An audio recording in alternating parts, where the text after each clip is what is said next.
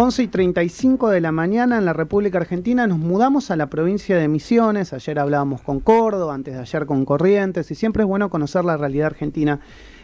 Vamos a charlar con Alfredo Schiavoni, que es diputado nacional de Juntos por el Cambio, y fue electo por la provincia de Misiones. Siempre es muy grato conversar con él. Hola Alfredo, buen día, ¿cómo te va? Maximiliano Lequi te saluda, ¿cómo andás? Hola Maxi, buen día para vos y para toda la audiencia. Por favor, gracias por atendernos en la mañana de hoy. Bueno, la primera pregunta, ¿cómo está Misiones? ¿Cómo arranca Misiones este año?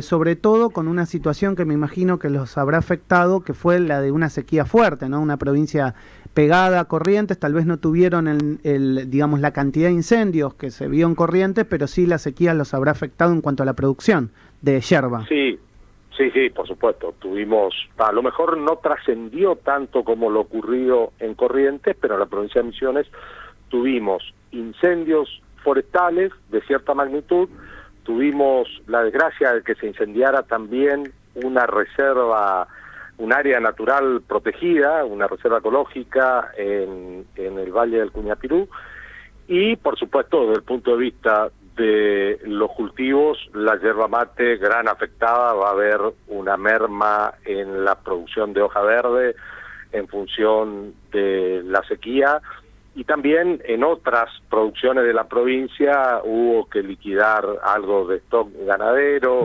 Bueno, lo que ocurrió en todos los lugares donde el ganado se quedó sin pasto, así que hemos sido bastante afectados por esas circunstancias, a lo mejor no con la espectacularidad que se vio en la provincia de Corrientes por la extensión de la superficie, pero me parece que cuantitativamente el daño que la sequía y los incendios han ocasionado en la provincia de Misiones son de una magnitud relevante. El otro día hablábamos con representantes de la provincia de Corrientes y nos decían que parte de la solución era la construcción de represas, que la falta de represas hacía que el cambio climático hoy mostrara las imágenes que terminaron mostrando. ¿Eso también es factible en Misiones? ¿Se necesitan represas para acumulación de agua o no es la solución de la provincia?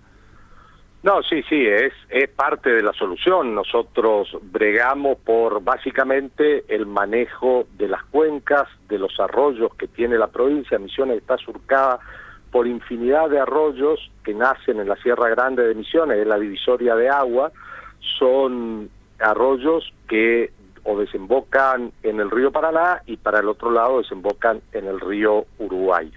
La posibilidad de ir haciendo manejo de las cuencas de esos arroyos con multipropósito, digamos, no solo como reservorio de agua para la producción, para la agricultura, para la ganadería, sino también para el consumo humano, y también en algunos casos, dada la topografía de la provincia, la diferencia de niveles, inclusive la posibilidad de generar energía hidroeléctrica, aunque sea en pequeña escala. Eso es algo que está planteado. Había en determinado momento por parte del gobierno provincial hacer una prueba piloto con 5 emprendimientos, 3 en los arroyos que desaguan hacia la cuenca del Paraná y 2 en los que desaguan hacia la cuenca del Uruguay, pero finalmente esto nunca se concretó, y yo particularmente creo y vengo bregando porque es una locura que una provincia como Misiones, con un régimen pluvial por encima de los 2.000 milímetros y con la cantidad de cursos de agua que tiene, tenga problemas de abastecimiento de agua o tenga problemas en la producción por falta de agua. Alfredo, te cambio de tema, si me lo permitís. Se terminó aprobando el acuerdo con el Fondo Monetario Internacional en el Senado, en la noche de ayer. Muchos dicen que más allá de estar o no de acuerdo con el programa, había que hacerlo, pero que esto va a implicar un ajuste con el pueblo argentino o en el pueblo argentino. Contame cuál es tu visión de lo que va a pasar en el tiempo por venir. Bueno, a ver, primero adhiero o estoy entre los que pensamos que había que aprobar esta nueva operación de crédito público porque significó la salida de una situación muy compleja que podía terminar en la cesación de pagos, en el default, la verdad no le convenía, me parece a mí, al país entrar en esa situación. O sea que tenía bastante claro mi voto favorable a un acuerdo, a lo mejor no en los términos en que lo planteó cuando fue al plenario de comisiones el ministro Guzmán. Pero bueno, acá hay una discusión que para mí no tiene sentido si la deuda es hija del déficit. Yo sí creo que la deuda es hija del déficit. Hay quienes argumentan en sentido contrario, pero para mi modesto conocimiento de la ciencia económica y de la administración, en tanto y en cuanto vos gastes más de lo que producís o de lo que significan tus ingresos, más temprano que tarde vas a caer en el endeudamiento. Me parece que eso es lo que ocurre en la Argentina, pero bueno, hemos escuchado infinidad de argumentos por parte sobre todo de la Cámpora y de algunas de los diputados que representan a la Cámpora, y algunos otros también, decir que no tiene nada que ver el déficit fiscal con el endeudamiento. Bueno, yo comparto lo que dijiste y de hecho lo hacía explícito en mi editorial del día de hoy. Ahora, el tema es cómo desde la clase dirigente, en este caso desde el Parlamento, que son los que deberían realizarlo, te podés sentar, en este caso con el gobierno o parte del gobierno, para marcar políticas directrices a futuros. Porque, a ver, supongamos que mañana el PRO vuelve a gobernar, o la Unión Cívica Radical, es decir, Juntos por el Cambio, no importa, vuelve a gobernar. ¿Cómo te sentás para crear esos pactos necesarios o entendimientos, si no querés ponerle la palabra pacto, para que esto sea una política de Estado a mediano y a largo plazo? Y para hacer eso, es decir, para reducir el déficit, tenés que tener puntos de acuerdo, es decir, en qué vas a reducir de lo que estás dando hoy. Y me parece que en eso parte del gobierno no ve la realidad igual que ustedes. Entonces, ¿cómo consensuás eso? Bueno, Maxi, por empezar, digamos, una pequeña aclaración. Nosotros siempre hemos estado dispuestos a dialogar con el oficialismo, pero queda claro que quienes fueron electos por el pueblo argentino para gobernar el país en 2019, la gente entendió que era mejor opción el Frente de Todos que Juntos por el Cambio, de manera tal de que nosotros estamos siempre abiertos al diálogo, pero no somos hoy quienes firmamos los decretos que implementan políticas públicas. Somos legisladores que representamos a la oposición y que buscamos siempre dejar sentado nuestra propuesta, pero no es vinculante con lo que luego vaya a hacer el Poder Ejecutivo.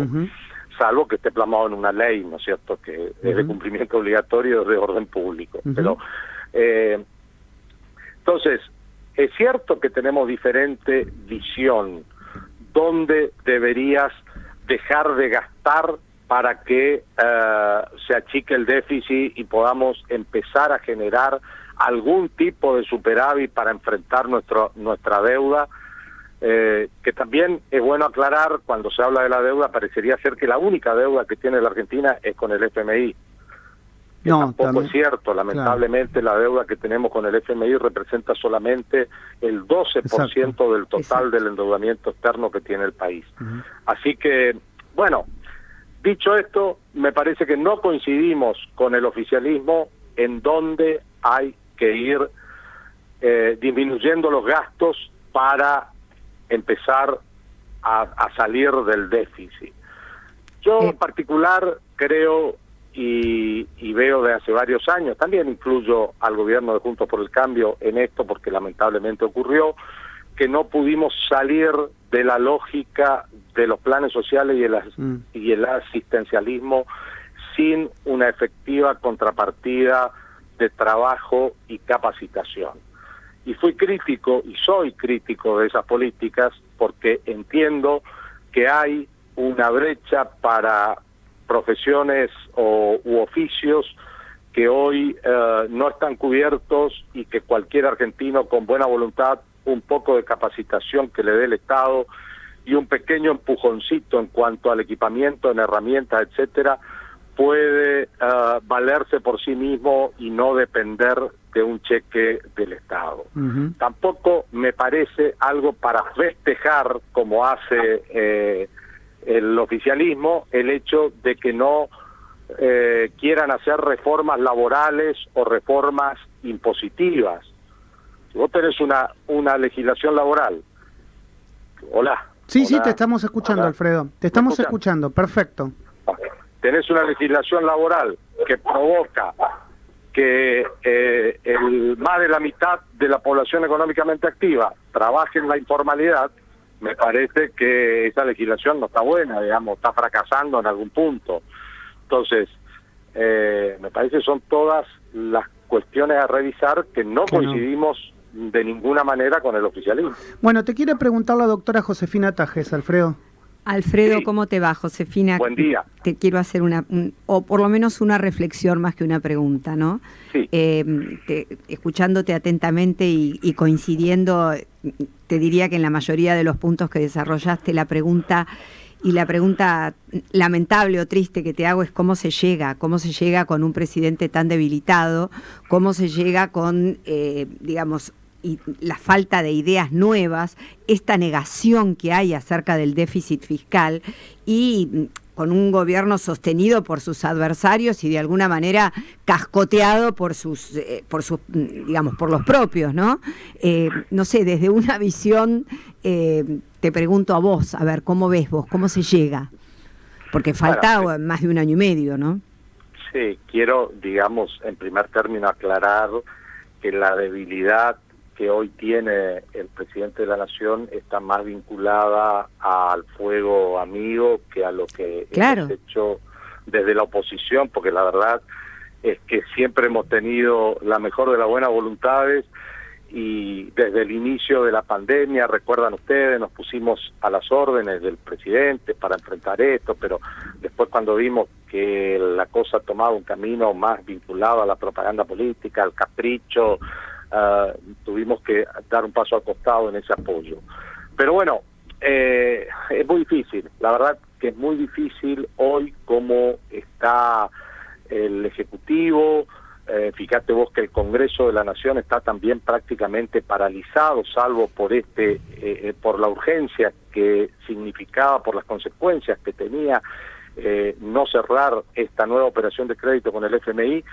Funcionó el Congreso, porque si no, no funciona. No sé si ustedes están al tanto, pero salvo las comisiones que directamente intervinieron en el plenario para sancionar esta autorización, el resto de las comisiones del Congreso no están siquiera armadas, no están nombrados sus miembros.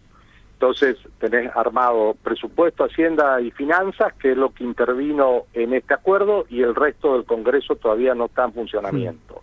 Y estamos ya pasado largamente el mes de marzo, digamos, bien entrado en el mes de marzo. Recuerden también ustedes que el presidente había convocado a extraordinaria para el mes de febrero y no tuvimos ni una sola sesión extraordinaria desde que renunciara como jefe del bloque oficialista el diputado Kirchner. Entonces, todas esas cuestiones que debilitaron al presidente no tienen origen en Juntos por el Cambio. Nosotros no participamos de la idea de cuanto peor, mejor, porque si así fuese, no hubiésemos votado esta operación de crédito ni en diputados ni en el Senado, y lo dejábamos al Ejecutivo en una posición muy lábil, y no hemos hecho eso. No formamos parte del club del helicóptero, no somos los que tiramos piedras al Congreso de la Nación, no entendemos que la solución a los problemas pase por las actitudes violentas. Todo eso no parte de Juntos por el Cambio, no somos quienes debilitamos a la figura presidencial, y lo que señalás, lamentablemente, es muy cierto, porque se torna muy difícil acordar y respaldar las decisiones de alguien que permanentemente hace lo incorrecto o dice una cosa a la mañana y se desdice a la tarde. Y bueno, es lo que ocurre lamentablemente con el presidente Fernández. Alfredo, te hacemos la última para respetar los tiempos y obviamente para agradeciéndote y abusando de él. Andy, ¿le podés hacer la última al diputado Alfredo Schiavoni, que seguimos hablando con él, diputado del PRO, representante de la provincia de Misiones, para aquel que se está enganchando en estos momentos en la radio? Alfredo, Andrés Apoc te habla. Una pregunta, cuando hablamos de gasto público y demás, vemos que las dos, el oficialismo y la principal oposición, tienen un gasto amplio público. ¿Puede llegar a haber un consenso entre estos dos bloques para bajar el gasto público? Me refiero a básicamente los gastos que tiene la política argentina, que son millonarios. Esa es la realidad. ¿Se puede, frente a esta situación que está pasando en la Argentina, tener un consenso entre estas dos partes? Sí, buen día, Andy. Yo pienso que sí, que se puede llegar a un acuerdo. Yo coincido en que la política tiene gastos excesivos. Me parece que el funcionamiento en sí del Estado es oneroso.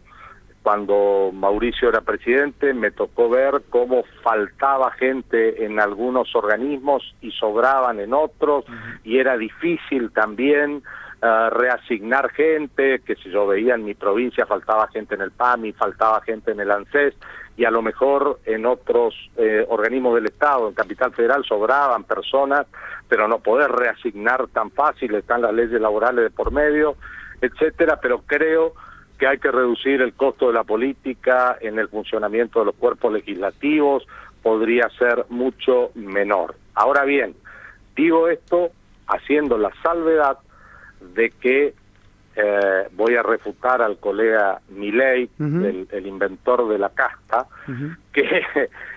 que le induce a la población a un error, porque la gente, no tiene por qué saber, en general, cree inclusive que si vos cerraras el Congreso de la Nación, se solucionarían todos los problemas, sobraría plata en la Argentina, y esto lamentablemente no es así.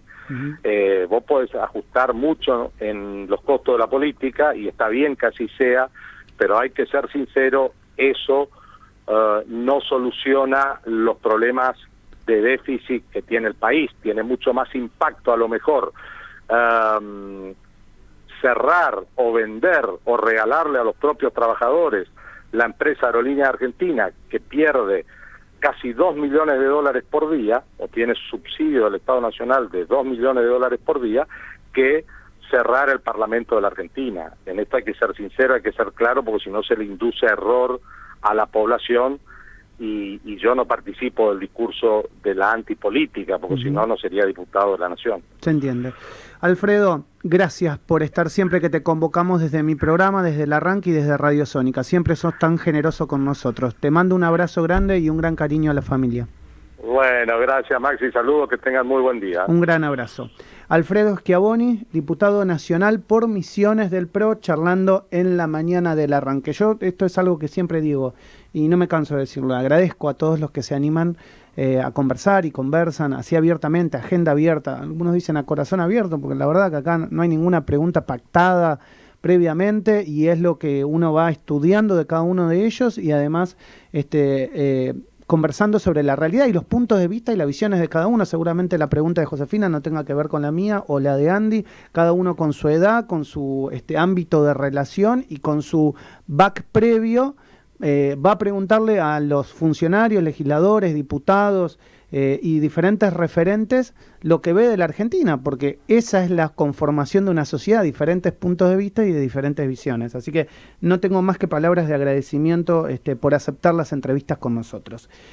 Nos vamos a meter en la columna de Andrea Fichera, la columna de música, la columna